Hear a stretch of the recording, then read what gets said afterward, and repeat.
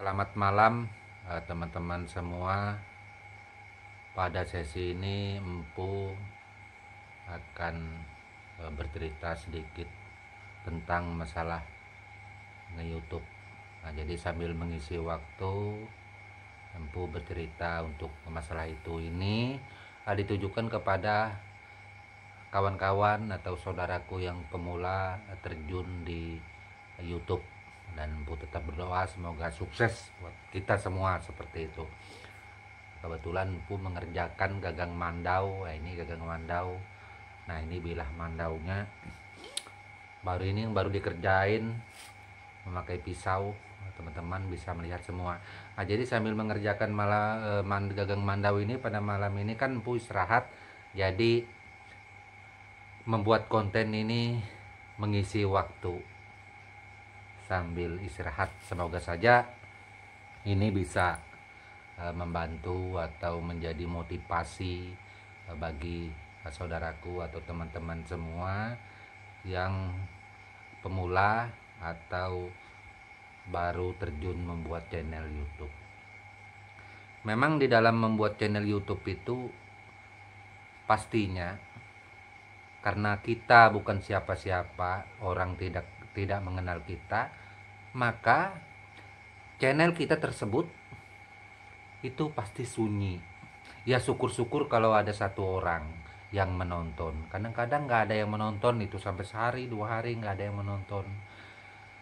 Tapi jangan patah semangat, sebab apabila kita mempunyai prinsip membuat video itu kita tidak pedulikan orang mau nonton atau nggak menonton, yang penting hati kita senang, kita merasa enjoy di dalam pembuatan video tersebut, yakin maka 1, 2, 3 video nantinya pasti ada yang menontonnya. Itu sudah pasti, apalagi kalau video kita sudah mencapai 10 sampai lebih daripada itu, maka akan kelihatan tampak mulai rame saudara kita yang menontonnya seperti itu.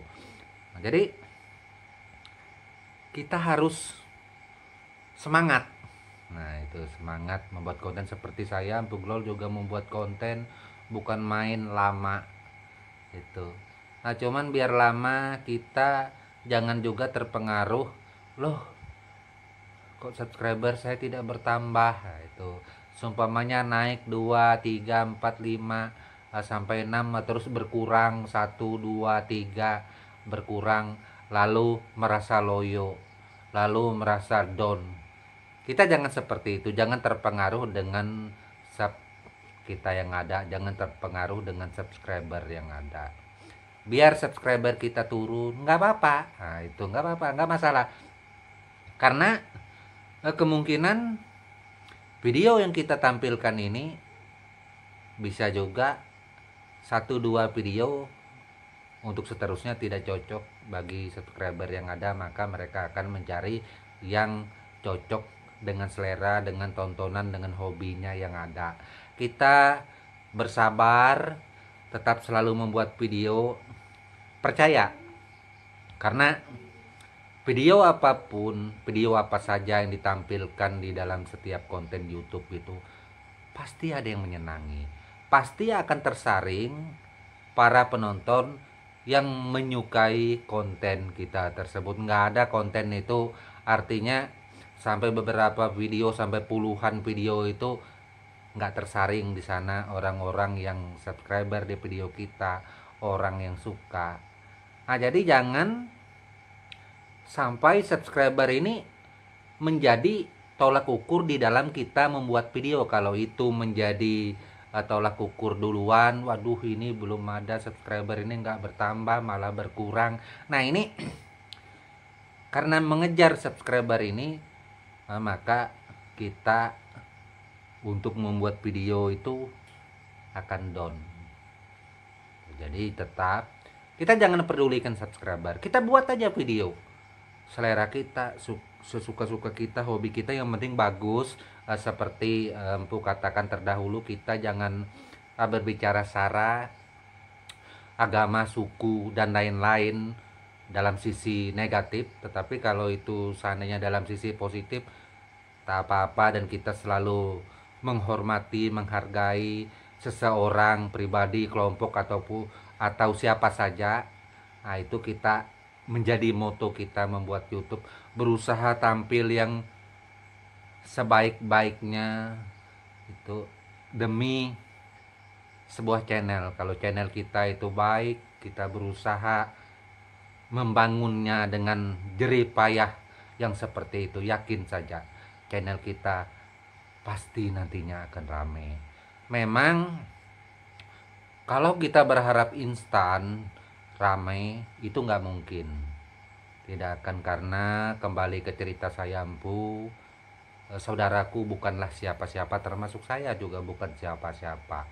Itu seperti di konten saya yang terdahulu saya sudah mengatakan, jangankan kita dikenal oleh masyarakat di Indonesia, di kalangan RT tempat kita tinggal aja bisa orang tidak mengenal kita. Nah, ini yang perlu kita ingat. Bagaimana kita bisa dikenal orang untuk seluruh Indonesia seperti apa? Nah, inilah kita perlu proses, perlu waktu, perlu kesabaran. Kita buat aja video sedikit demi sedikit, sedikit demi sedikit, maka lama-lama penonton akan datang sendirinya. Mereka akan tertarik. Nah, itu mereka tertarik itu dengan video, nggak mesti itu dalam sebuah konten yang kita tampilkan di situ, seumpamanya konten memasak. Bukan berarti mereka itu secara 100% suka terhadap konten memasak. Itu bisa saja keterkaitan daripada konten memasak itu mereka suka dengan figur, figur orang yang memasak, figur saudaraku, itu bisa terjadi. Maka keterkaitan itulah yang membuat mereka subscriber di konten kita yang ada. Jadi tetap bersabar. Yang harus diingat lagi, apabila ada channel besar seumpamanya yang nilainya puluhan ribu, ratusan ribu sampai jutaan, di sana subscribernya, saudaraku seumpamanya subscribe di channel tersebut, lalu saudaraku komentar berharap balasan dari subscriber besar, maka jangan berharap subscriber balik, jangan berharap komen kita akan dibalas balik gitu. Aduh, saya kecewa Empu, komentar saya tidak dibalas dengan si anu itu. Nah, ini yang harus diingat saudaraku. Subscriber atau konten kreator yang sudah besar seperti itu, para YouTuber yang sudah besar sampai ratusan ribu sampai jutaan subscribernya, itu pasti tidak bisa membalas komentar dari saudaraku. Kenapa demikian? Karena yang komentar di sana ribuan. Ya, ribuan. Membalas komentar itu saja mungkin satu harian belum tentu selesai. Nah, itu saudaraku harus bisa maklumi seperti itu. Kita komentar di channel yang besar, jangan berharap kita akan dapat subscriber dari si yang punya channel. Jangan berharap itu mendapat balasan. Tetapi kita komentar di sana paling enggak mengundang perhatian kawan-kawan yang ada komentar di situ. Siapa tahu mereka kawan-kawan lain yang komentar di situ melihat, wah, ini kayaknya channel ini nih, coba saya buka ini. Nah, ketika channel itu bagus, mereka tertarik, maka mereka akan sub ke channel kita, mereka akan subscriber di channel kita itu. Kita kalau berharap dari yang punya channel besar itu subscriber di channel kita, dia kan cuma satu, paling kita dapat satu. Nah, itu mending subscriber besar itu tidak sub ke channel kita, tetapi para komentator yang ada komen di video tersebut, mereka subscriber channel kita, seumpamanya 50 orang, 10 orang, bisa terjadi. Nah, ini kita syukuri. Kenapa? Coba seandainya saya tidak berkomentar di channelnya yang besar si Anu, mungkin saya tidak, subscriber saya mungkin tidak naik seperti ini. Nah ini kita harus bersyukur sih itu. Jangan berkecil hati, jangan merasa kecewa kalau ada komentar kita yang sebenarnya kita rasa itu bagus, membangun, tetapi tidak dibalas. Jangan kecewa, itu biasa di dunia YouTube. Nah, itu seperti itu. Kita harus tetap fokus jalani konten kita. Kalau ada yang tidak membalas, ya kita biarkan saja itu. Kita jangan berharap balasan, jangan. Maka kalau kita berharap balasan, kita ini bukan surat menyurat, kita ini bukan kirim SMS. Ini yang harus ini YouTube, YouTube ini kita berkomentar di channel yang besar itu, kita jangan berharap balasan komentar yang ada, tetapi kita berharap kawan-kawan yang ada komentar di situ bisa memperhatikan channel kita. Siapa tahu channel kita ini cocok dan mereka suka. Hanya seperti itu. Terus jangan mengajak mereka subscriber di channel kita dengan tata cara yang kurang tepat, atau seumpamanya, "Bang, subscriber saya bang balik." Nah itu yang jenis-jenis seperti itu, maka saudaraku bisa masuk kepada komentar yang dianggap spam. Itu kita tidak perlu berkata seperti itu, nggak perlu. Kalau channel kita ini, kita yakin pasti jadi. Itu jalani aja. Itu tidak ada channel itu sampai sebulan, 2 bulan, 3 bulan, 4 bulan itu subscribernya nggak naik, bohong aja itu. Kalau kita memang rajin membuat konten video, apalagi konten video kita itu yang kita jalani, kita merasa enjoy, kita merasa senang, pasti jadi. Dan saya Empu Gelol merasa yakin semua saudaraku yang pemula menonton channel saya ini untuk ke depan sukses semua di YouTube-nya. Kenapa demikian? Karena adanya semangat, dan saya selalu mendoakannya agar semua saudaraku bisa sukses. Saya tak pandang mau dia itu suku apa saja, karena kita semua adalah saudara, sama saja saya dan saudaraku seperti itu. Semoga sukses, semoga berhasil. Jangan putus asa, dan ingat jangan kecewa seperti itu.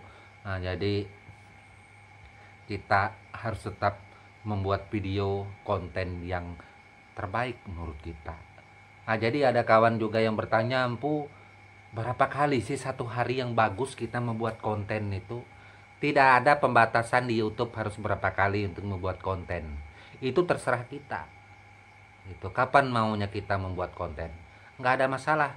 Kalau kita mampu satu hari itu bikin 10 video, silahkan. Mampu bikin 20, silahkan, nggak ada masalah. Itu saya mampunya satu aja Empu dalam satu hari, nggak ada masalah. Saya 1 minggu mampunya satu aja Empu, nggak ada masalah. Dan kita jangan memaksakan membuat konten itu yang berlebihan, tetapi sebenarnya tidak mempunyai bobot, tidak mempunyai arah yang tepat. Nah itu kenapa tidak mempunyai arah yang tepat? Sebenarnya bukan tidak mempunyai arah yang tepat, tetapi tidak sesuai dengan konten yang kita miliki. Nanti subscriber kita akan bingung, subscriber kita akan lari, mereka nggak mau, wah ini kontennya ini nggak jelas. Nah, itu seperti itu. Kita tetap harus konsekuen. Nah, seumpamanya kita seperti saya Empu Gelol, konten masalah Mandau, masalah seni budaya Dayak, saya tetap menjalani seperti itu. Gitu. Meski kadang-kadang saya sering juga mancing. Tetapi mancing itu adalah bagian daripada hobi saya. Itu saya mancing, membawa Mandau segala macam dengan tata cara saya, seperti tidak mengurangi rasa bahwa konten saya tetap berkaitan dengan seni dan budaya daerah yang ada. Ini contoh seperti itu. Sumpamanya saudaraku ahli dalam mekanik, mesin, segala macam, tampilkan itu. Itu pasti jadi. Jangan kita membuat konten yang selalu menimbulkan masalah, seumpamanya kita marah-marah, kita berkata sesuatu hal yang tidak baik di konten orang tersebut, maka itu akan mengundang reaksi para kawan-kawan YouTuber yang lain. Mereka tidak mau subscriber di konten kita, wah orang ini kayaknya kurang bagus ini perkataannya, saya tidak mau. Nah, itu seperti itu. Kita harus baik gitu, kita berkata yang baik, melakukan sesuatu hal yang artinya dengan usaha kita yang benar-benar membangun konten. Kalau kita benar-benar membangun konten, insya Allah saya Puglol yakin pasti semuanya kita akan jadi seorang YouTuber sukses gitu. Karena kita menjadi YouTuber sukses, YouTuber besar itu penuh dengan perjuangan, penuh dengan pengorbanan. Seperti itu, banyak hal yang kita korbankan, itu sudah pasti. Itu kita bukanlah artis, bukanlah orang yang terkenal. Satu kali membuat konten itu langsung 1.000 orang yang nonton, 2.000 orang sampai 1 juta orang. Kita jangan berharap, jangan bermimpi yang seperti itu. Karena kita orang yang tidak dikenal oleh masyarakat Indonesia, karena kita hanya dikenal oleh lingkungan RT, bahkan di RT kita saja banyak orang yang tidak kenal kita. Itu yang harus diingat. Bagaimana kita bisa dikenal oleh seluruh bangsa kita Indonesia, bahkan saudara kita yang ada di luar negeri, kalau perlu di seluruh dunia bisa menonton channel kita ketika mereka membukanya dan tertarik seperti itu. Bagaimana? Kita akan tetap berpikir terus-menerus untuk membuat konten yang terbaik, yang pasti hati kita merasa senang. Kalau hati kita merasa senang, pasti itu. Oke, hanya itu yang dapat saya sampaikan pada malam hari ini. Dan semoga saja semua kawan-kawan saudaraku, para YouTuber pemula bisa sukses. Itu doa saya, Empu Glol, dan harapannya tetap selalu membuat yang terbaik. Akhir kata saya Empu mengucapkan mohon maaf kalau ada perkataan yang salah. Empu juga menyadari saya adalah manusia biasa, luput daripada salah. Mungkin saja ada perkataan Empu Glol menyakiti daripada saudaraku, dan sekali lagi Empu memohon maaf. Tak lupa Empu ucapkan selamat berjuang, semoga sukses, dan salam budaya serta tabe selalu, amin.